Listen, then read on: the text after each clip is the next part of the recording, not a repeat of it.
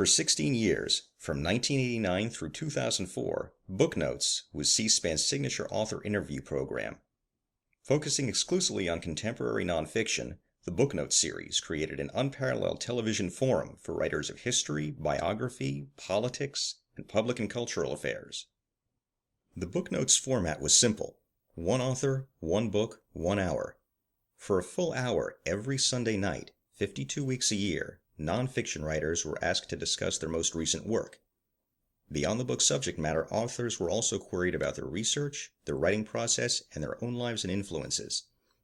The result is a body of televised interviews that serve as a lasting scholarly resource for authors, researchers, students, readers, and educators. George Mason University Libraries is now adding to this trove of information by re-interviewing selected authors about their experiences as part of the Booknotes series. Good morning. Today is Wednesday, July 2nd, 2014, and we are interviewing Greg Barker, one of Booknotes' producers.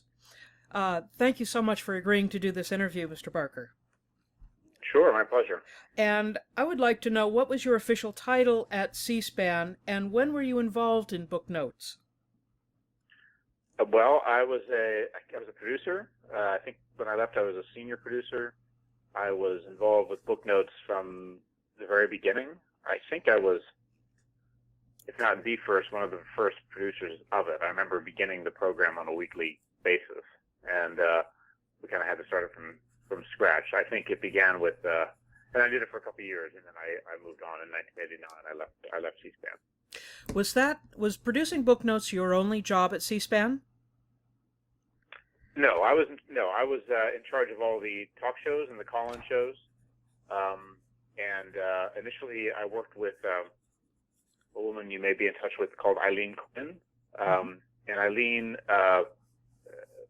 had the job I moved into, and she moved on to something else. But we produced all the talk shows, whether they were recorded interviews like Booknotes or the live call-in shows. And that was my primary responsibility, because I think at the time we had 3 hours of live programming every weekday, and then some on Sundays as well. And so Booknotes was in addition to all of that, and it came out of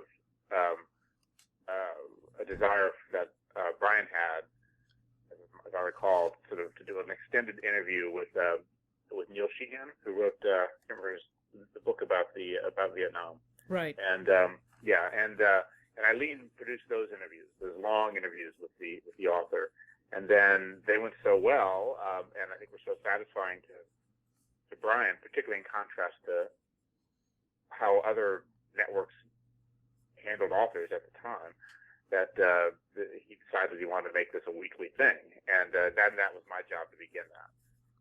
So it was just Mr. Lamb's idea to do this. Could you tell at the time any reaction from the audience?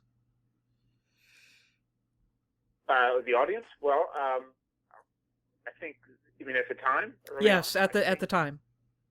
Yeah, I think people, as I recall, people were the feedback that we got was very positive towards those initial interviews with Neil Sheehan. Right. And then, but I think we were never sort of drawn or driven by what the audience might or might not think. Because first of all, any reaction you get on a recorded interview is going to be pretty small anyway, because people then have to take the time to write in and before emails. So we might get a handful of letters, but it was more like just gut instinct of what Brian thought and all of us thought was working and was interesting. And I think so. Really, we always followed our own sort of gut about what was gonna work and be right for the network. Well, C-SPAN, I'm imagining, is completely unique, that someone can say, "Hey, this is a cool idea for a program. Let's go do it." Well, yeah, the fun thing at the time was it was a very young organization. Yes. So I think the average age was like 25 or 26. It was my first job right out of college. That was true for all of us, I think, or most of us. And it was, we had an enormous amount of responsibility and a great deal of freedom to sort of come up with ideas, and because our sort of quote unquote management was basically our peers, or maybe a few years older than us, because there was no the hierarchy was pretty fluid. So everybody had direct access to Brian. Any idea was considered, and as somebody who was producing these shows, I had kind of enormous latitude of who I could put on and not. And I think as Booknotes evolved, when we had to kind of do a weekly show, Brian would have some ideas, but a lot of the shows were my ideas too, and I'm sure that's true of other producers who took over. It's like I mean, it was more like, let's find really interesting authors, really interesting subjects, and let's get them. But we had an enormous amount of freedom in terms of who to choose. So that was kind of that was pretty unique. It was a very special time because everyone was so young, and we were kind of experimenting, and it was much like a startup atmosphere. Actually, it was fun. Sounds like fun. Could I ask, what were the important things that you were looking for when you were choosing an author for Booknotes? Well, I think, so at the very beginning, I clearly remember sending out letters to all the publishers explaining this new series, because we had to get people to agree to come and sit for an hour. So this was a new concept at the time, and most publishers in their publicity departments were highly skeptical that there was any value whatsoever in doing this show. So, so I sent out, dozens of letters to introducing the show to all the major publishing houses and publicity agents, and it was kind of a long, not a long process, but it was an uphill climb to get people to pay attention and to think that it was, because at the time, who watched C-SPAN, compared to the massive reach that you could get from, a 4 or 5 minute spot on the Today Show, compared to C-SPAN, it was kind of, minuscule, and they just thought it's not worth anybody's time. The broadcast media, the whole media environment was so different then. But I think, eventually, people decided to come on, and what happened was the authors really liked the show. So, because they loved the intellectual engagement and the chance to talk, in an extended format about something that they'd spent years working on. So, it's, book writers by their very nature are, I think in very complicated and long form ways, and it's not necessarily, they have to be coached to how to do like Today Show. They didn't have to be coached on how to do, Booknotes, because the way Brian asks questions and draws them out, they found it very satisfying. And as they started doing that, the authors themselves, my recollection, started saying, we like this show and we like doing it. So we don't care if 20 people are watching. I'm sure our audience was probably in the tens of thousands, something like that. We don't really care. We want to do this because it's interesting for us. And eventually, then it built up an audience. But I think the initial sort of strength of it was just simply in the feedback that we got from the authors themselves, because it was unlike anything else that they were being asked to do at the time.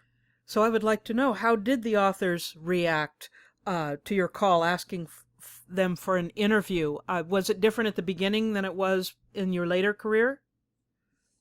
Yeah, I think, as I recall, we would generally go through publicity departments at the time. So it wouldn't be like, unless we knew the author directly or had a relationship with them, generally we would call a publicity agent who's assigned to that book.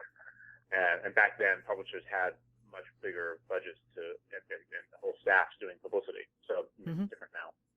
But so most of so really I had to, convince these, PR people who were generally very skeptical that it was worth the time of the author to come on the show. And then so that was a different relationship. It was really when the authors came and did it, and then afterwards they were like, we loved it. And then that feedback went to the publicity people, and then they're like, okay, yeah, this is good. And then within, I don't remember the exact time frame, but certainly within a year, probably within 6 months, I went from sending out letters to a very skeptical publishing industry, sort of basically, pleading for them to come onto this film, to being inundated with requests. And we used to just be sent books. We used to, when we began, we had to ask for copies of books to read, and preview copies or manuscripts. And by within a very short time, we were on people's radar, and we were being inundated with requests, and books flooding into my office. Too many to ever sort of fully consider. So then by the time I left, we pretty much had our pick of who we wanted. So that was satisfying to see it suddenly sort of take off. Well, one of the authors that I've interviewed so far said that at that point, Random House had set up a test studio so that the authors could go in and pretend they were being interviewed by Brian Lamb. Well, that must have been later, because when I was there, and I left in September '89, that was not the case. I know that was not the case. Yeah, this was later. This was a book that I think was published in the early 2000s. Okay. Yeah. And by then it was established, and it had a big audience, substantial audience, and sold books and all that, so it became much more serious. But the cool thing about Brian and the way he does interviews is nobody can predict, so they could try that and prepare, but you never know what he's going to ask, and he's such a skilled interviewer that that's why it's always felt so fresh. Well, were there any authors who wanted to be interviewed but were not chosen? And did anyone refuse the invitation to be interviewed, and why? It's just so long ago I can't recall. Okay. I don't remember any. Always the greatest challenge are people who are big names, so former presidents or people like that. So where it's just they're going to do a certain number of interviews, and you just have to fight to be one of those handful. So, but I don't recall any. As I recall, by the time we got going, we pretty much we were never feeling like we weren't going to get the people we wanted to get. Well, I'd like to ask about the setting. The Booknotes interview is quite simple in appearance, a black background and two people. Was there a reason for such a simple set? And how were the interviews shot and directed? Well, yeah, it's right. So the set was drawn from the existing call-in set. Right. The set we use for the call-in shows, which look exactly the same, black background. So, so that's kind of why, because it was already there. So it was simple to do. So, but the reason behind all of that is that the idea is that you just draw attention to the subject and what they're saying without any flashy background. That's really designed to sort of show off the studio production or kind of distract from the content. So it's just this simple approach. So and then we just kept that for Booknotes. I think initially it was around a table, or maybe later I can't remember where they took the table away, but it's basically just simple, And then the directing was, I was always in the control room. We would sometimes we might have clips occasionally or photographs to show when Brian would call for them. I mean, they were, taped, but they were taped live. So but we were used to doing live programming, so we did it all the time. So right. You always have a batch of extra material that you might want to cut in or roll into the film, and you just go by the lead of what the interviewer is calling for at the time. So you say, okay, let's roll a clip about this, and you just do it. So it's very fluid. Well, what kind of ever going back and cutting something in later? It was all sort of done sort of as it happened. Mm-hmm. Well, it's kind of de rigueur now to have the on-camera talent, the host, with an earbud in his ear. But I understand Brian didn't like that approach. We had that on the live call-in shows. Right. Because he had to have that to listen. We had to direct him sometimes. and he had to listen to feedback from the studio on the live shows. But I guess on the tape shows, he just didn't need that. I didn't recall that. But yeah, he wouldn't need it on this because we just kind of, if there was a major problem, we'd come in and just stop the taping and say, look, we got to start over again. And otherwise, it was just free to go. And he would just call for clips, and they would happen, and it's all very sort of fluid and relaxed. And frankly, we all knew each other's style, and everyone knew how he worked. And it was a very kind of small, tight, talented group of people, and a lot of the communication was just done sort of without words because we all had worked together for so long. Mm-hmm. Well, I'd like to know what if you could describe what goes into the preparation for a Booknotes interview. What types of preparations did the producers and Mr. Lamb undergo? I mean, did you fly authors in? Did you have to have cars and drivers? Did you put them up in hotels? That sort of thing. No, we didn't do any of that. So they would. No, we didn't do any of that. So basically, they would have to come to the studio. Most of these authors would be, at the time, I'm sure it's different now, but they were, publishers paid for book tours. Right. So, they would always come to Washington as part of that, and they would do, a bookstore and a couple interviews, and we were just on that circuit. Of course, a lot of our authors probably lived in the D.C. area too, So, right. But those that didn't were just there, sort of on the dime of their publishers, and so they would just handle all those arrangements, and we would just simply say, show up. So no, we never really booked cars. I mean, I know it seems crazy because I think now people do, but no, we didn't. Okay, did you read the books? I read some. Brian read all of them. I mean, before they would come in. I would, we always got a copy of the book before booking the interview, unless it was like a super named person we just knew we wanted, right. like a former cabinet official, something like that. But then the book would come in. I would go through it, read some of it, and say to Brian, and then see if we could do it, and then if the author might be available, and then we'd book it, and then Brian would always read the whole book. Right. Usually, if as I recall, within a few days of the interview, so he was fresh, and then he would do all that, and then he would come in and say, okay, I think this, and maybe we want this clip or whatever. He would just give me a briefing on what he thought we might want to do with the show, if there's anything special, and then we would just roll with it. It's a very very sort of casual, in a way of doing these things. I know a lot of people sort of almost overproduce, right. where you kind of other producers would read the book and drop holes to questions. Brian never needed any of that. And so, now as a guy, I don't know if you know what I do now, but I make documentary films for HBO and theatrical release. I do a lot of interviews, and all of my whole approach is drawn from the way Brian does these things, where it's all about the individual and the person rather than necessarily a super prepared interview, because then you don't get the authenticity that you get by just dealing with the person as a human rather than going through a list of questions. Well, did you so you didn't talk to Brian before the show about the book or any topics that you think Brian should address with the author? I mean, yes, if there was something I would, yeah, I would. If I thought, he's going to be really interesting on this, I would say it, and we would always have some kind of discussion. It was a back and forth, but it was very informal. It was never like this briefing, I mean, I remember one interview where he's like, he came in and he read the book. He's like, this book doesn't make any sense.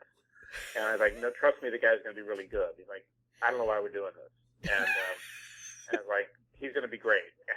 Believe me. And then he was. He's like, okay, you're right. He was fantastic. He's dead now, so I guess we can say his name. His name is Roger Kennedy. He ended up running the Smithsonian Institution for a number of years, or one of the museums. I think the American History Museum. He ran that for a number of years. It was a very eclectic mind, and kind of spoke better than he wrote. But he had a lot of interesting ideas, and so that so that was a case where I just I said what we were going to do, and we just did it, and he was very skeptical, and then it worked. But it was generally very kind of fluid and,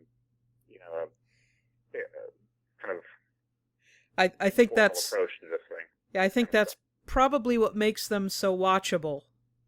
Right. Even 20 years later, you can still watch it and not cringe. Right.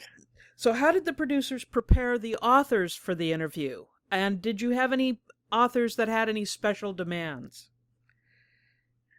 I don't recall about any special demands, but basically people would want to know, the publicity people always want to know a list of questions. What are you going to talk to them about? And it's just like, about the book and about their life. And that's kind of all we would say. never provide a list of questions. And I think after a while they learned to stop asking, and I don't recall any special demands. Generally you get things like if there's if there's something where there's a controversial issue regarding somebody, they may just sort of say, look, we don't want to spend the whole time talking about this. We know we have to talk about it, but I don't want to talk about it for an entire hour. And, I don't recall any specific examples of that, but it probably did happen. And then you would just say, look, we're going to bring it up, but the whole focus of the interview is this, the whole book and the author's career. And, it's because they were broad-ranging interviews, we kind of anything was fair game. At the same time, the scope was so wide that we wouldn't spend too much time focusing on drilling down on any one thing. Did you happen to have any guests or any authors that had security needs or demands?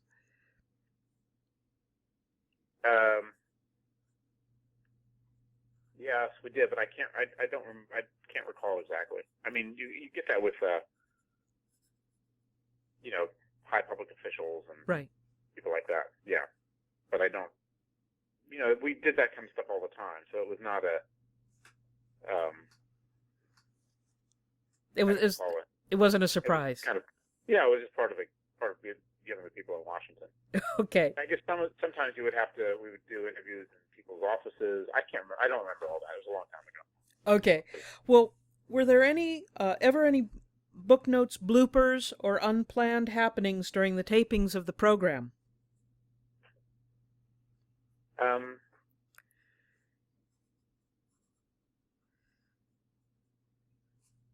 No, not that. I mean, I think for me the funniest memory is the one I already told you about, where Brian thought this book was going to be a disaster. He hated the book, thought the author was not very articulate, and was really not in a good mood at all. The interview. And I was just like, trust me, it's going to be good. Actually, I knew Roger Kennedy a bit because I met him on a couple of occasions, and so in that case, I had I knew him, and I actually probably called him up directly to ask him to be on the show. Mm-hmm. And so I just had full confidence that it was going to work, and that's what a producer does sometimes.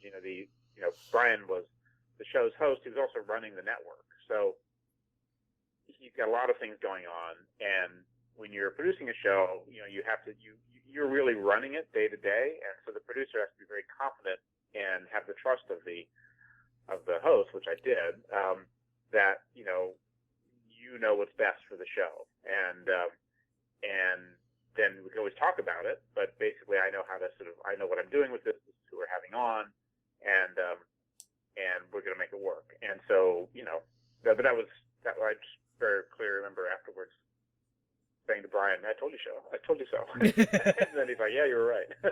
He was great. Kennedy was great. So even though the book didn't make the book any better, but it was a great interview. So once you had the show in the can, what did the producer do after the interview in order to prepare the interview to go on air? And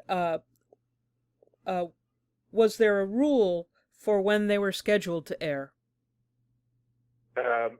Yeah, I mean, the way it worked at the time is that there was very little work to do on the actual tape itself. The tape was we would roll live, and then basically everything would be cut into it, and so that tape was ready to be broadcast. Mm-hmm. We didn't do any additional editing or supplementing afterwards. It was all just done in the studio at the time. So then the task was for the producer was just to kind of tell the rest of the programming team about the interview so they could promote it properly. And just generally just writing up a brief synopsis of it, something that gives the information that the people who then write the on-air promos and all that can then use when they're writing their copy. And we had a regular spot for Booknotes. I mean, I think right from the very beginning, after the Neil Sheehan interviews, I think we decided that it was going to be, I think it was 9 o'clock, 8 o'clock or 9 o'clock on a Sunday night, and we're just like, this is going to be the time, and that was it. And we just started. So we had a definite slot every week, and I guess when we began it, we filmed several, so we had a number in the can, probably I want to say 6 to 10. So we knew we had, we weren't scrambling to fill a week every week. We always were working ahead. So it was compared to what, the rest of my job was doing these live shows every day. Booknotes was very relaxed and fun. I was worried about who I was going to have on at 6 o'clock. Right. Every day. So yeah, there's a certain energy with live television that. Right. Yeah, but did you record only one interview a week, or did you bundle up several interviews in a week? Yeah, that was all depending on the schedules of the authors and Brian's schedule, obviously. But when people were in town, we would just book them when they were around. Right. So it could be 3 in 1 week, and then we have a hiatus. It was all depending on schedule. Did you record on Betacam or 1-inch? I don't think we ever did 1-inch. I think it was Okay. Betacam. I don't remember. There was something. It was a weird format that C-SPAN had at the time, which was neither actually. It was something else. So it was one of those formats that came after 3/4-inch U-matic. Yes. Yeah, but I believe it was a 1/2-inch format. Yes. Yeah. It was. Yeah. Yeah, we're spoiled now with digital. Yes, I know. Yeah. Well, not every Booknotes interview was conducted in the C-SPAN studio in Washington. Where else were interviews conducted, and what were those logistics like? I don't recall exactly where. I was trying to think, because I did so many shows, I can't remember which ones were Booknotes per se, and which were just interviews that we did Sure. for other series and things. But generally, the logistics are obviously more complicated. When you're out of a studio, you have to find a setting that is, and then bring equipment in there. So you have to find a place that's going to look good. So but still be in keeping with the C-SPAN feel. So not sort of too distracting, but still pleasant to look at. If you're going to go out of the studio, there's got to be a reason to do it. Sort of filmically. So where are you, and and why? And generally, Brian wants to sort of explain where we are. So if you're doing a film, a book about, say, Thomas Jefferson, for instance, and you're in Monticello, I mean, that's the natural thing. You would just say, we're here, this, and there's a certain kind of resonance of that location that can then inform the conversation. So you're always looking for something that means something. And then there's the logistics are, we have to bring cameras, lights, a sort of control room setup. Right. That C-SPAN had, these mobile control rooms. It was the same basic tactical setup that they would use to film, committee hearings and all that, except that you'd have to have bring in lights and all that too. So it was the network was and the crews were very accomplished at this kind of thing. They did all the time, but we just kind of had to figure out a place that worked logistically, filmically, had good sound, loud, and where we could get easy access in and out and that kind of thing. But basically, it had to feel right for that particular author. Well, what did you learn about authors in the book world while producing Booknotes? Well, it's interesting. I gained an enormous amount of respect for anybody who writes a book. I mean, it's such a massive undertaking and takes so much time and intellectual energy and nobody does it without really getting immersed in their material. So, and I felt like, there was just a lot to learn from somebody who had dedicated massive part of their professional and often personal lives to sort of studying a particular event or story or character, because by drilling down in that subject, they are able to, the best authors are able to reveal, truths that nobody else can, but also truths about the nature of the human experience or politics or whatever it is that they're exploring. But it's that kind of in-depth study, that rigor, that can inform the rest of us, and that's why I think books are so remain so valuable. And I think what was really satisfying about Booknotes is that we were able to kind of shed some light on that process and that deep knowledge that authors have by giving them the time to actually speak and explain what they, not just what the book was about, but why they did it, and the challenges and the satisfactions that they got from it, and the knowledge that they gained from it. So I learned a lot about it, and I have enormous respect for anybody who completes a book. That's a big undertaking. Was there anything in your educational experience or your prior work background that prepared you to put together a show on books and authors?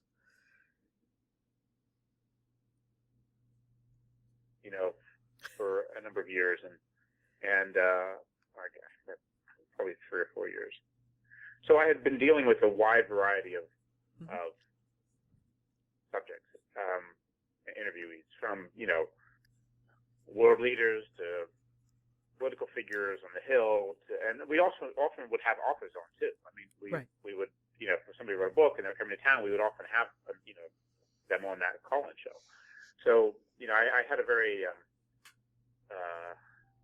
sort of wide remit and quite eclectic taste. So we always tried to program, if there was something happening on the Hill, we would try to program the shows to fit that. But in the off-season, when Congress was out of session or whatever, we got stuff all over the map. And so I had a very eclectic taste. It was more like what came later, because I went from London, from C-SPAN, I went to London and did a master's degree in international relations, and did international journalism and covered wars, and went on to make documentary films. So it's kind of like C-SPAN, and that whole experience of which Booknotes was a part sort of helped shape my later career, and in a way that it lives with me all the time.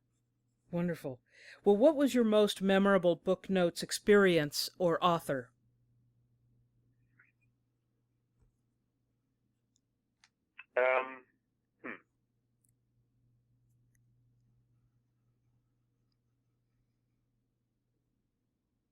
Probably the first one, I guess, the Neil Sheehan one. What's the book? What's the name of that book? Do you remember? It's about John Paul Van. Right? Mm-hmm. Yes. The Bright Shining Light. Yes. I just think because it was several hours. It was like 5 or 6 hours. Right. I just think that was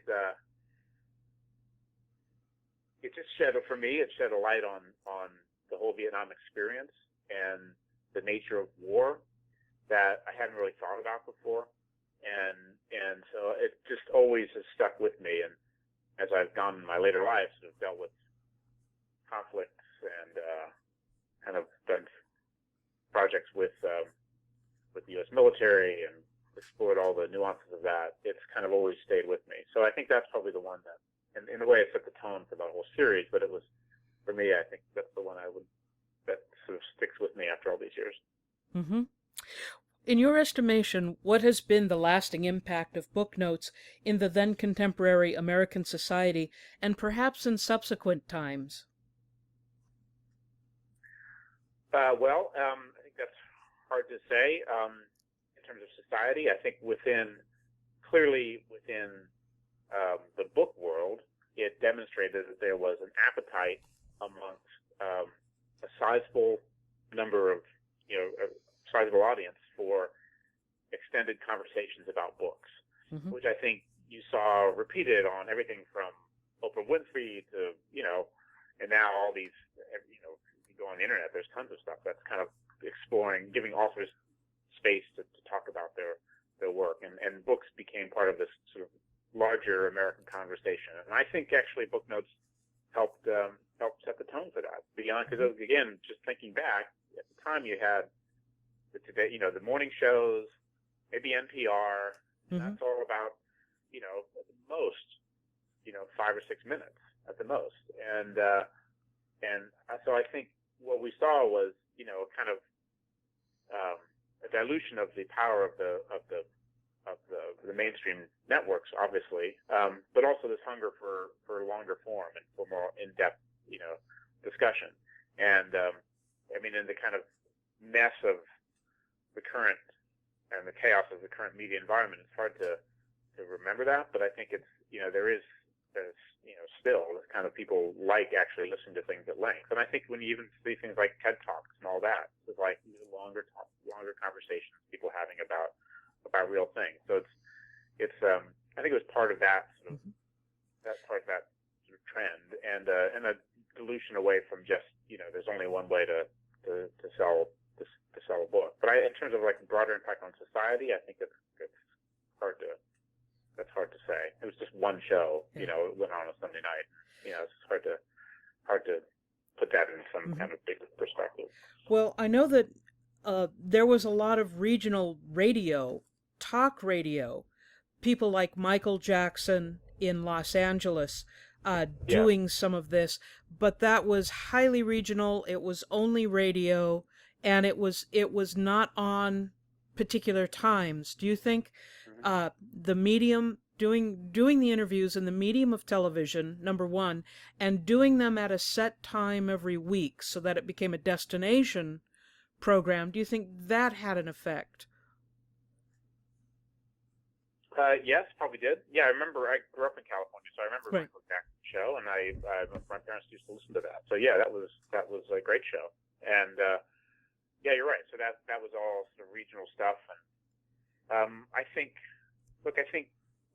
Booknotes, and I think Brian's sort of lasting legacy is that he showed that it is possible to have intelligent,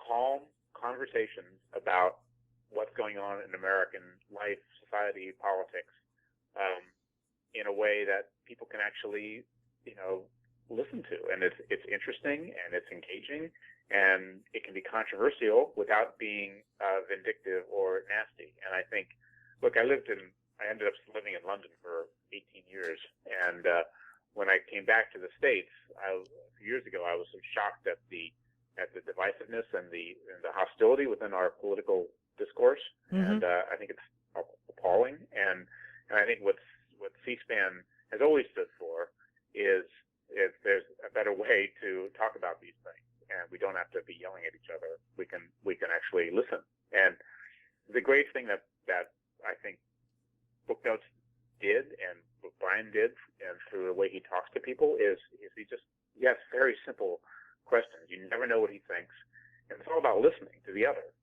And it doesn't matter whether you disagree with them or like what they say or not. That's all fine. We can all disagree and have a discussion. But the act of listening is a real art, and that's something that I think he's kind of staked his claim that it is possible to just listen to people and in a calm way and to see what they think. And that's what I think has probably been the greatest contribution of not just Booknotes, but C-SPAN in general. Well, I have come to the end of my scripted questions, except to ask you, is there anything else that you would like to add regarding Booknotes, C-SPAN, or Brian Lamb? No, I think I said it. I was very proud to have been a part of it and kind of get it off the ground. I remember very clearly, Eileen Quinn, who you should talk to if you haven't already, doing those first interviews with Neil Sheehan, and I'm thinking, how are we going to do this every week? And then, we started it really from nothing, and it was very satisfying to see it grow and something that lasted so long and had such an impact, and very proud of it. Well, I want to end this oral history formally by saying thank you so much, Mr. Barker, for participating in this interview, and thank you for your insights on C-SPAN and on Booknotes in general. My pleasure.